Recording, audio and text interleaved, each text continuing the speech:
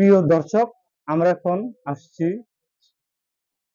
কালিয়াকৈর থানার আওতাধীন চান্দা উত্তরপাড়া 7 নং ওয়ার্ড ইয়াসিন মাঠ 5তলার মোড় সংলগ্ন GS academic school.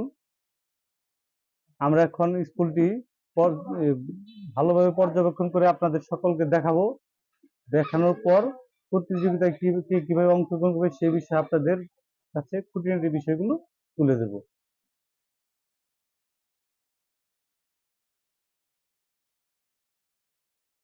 March super shop ভাগ্যবান মেধাবী খুঁজে প্রতিযোগিতায় যারা অংশগ্রহণ করতে চায় তাদেরকে আমাদের মার্চ সুপার শপ কর্তৃক যে দিক নির্দেশনা দেওয়া হয়েছে সেগুলো ফলো করে তারপরে অংশগ্রহণ করতে হবে।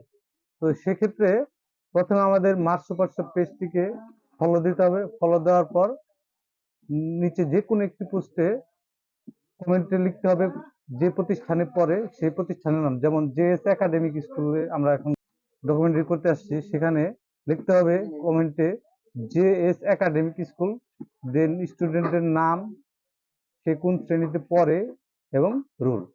এইসব লিখে এই 3টা জিনিস লেখার পরে কমেন্ট করলেই আমরা তাকে আমাদের প্রতিযোগিতায় অংশগ্রহণকারী হিসেবে গণ্য করব এবং তার জন্য আমরা একটি কুপন তৈরি করে পুনরায় পরবর্তী ডেটে আমরা তার কাছে কুপনটি দিয়ে আসবো।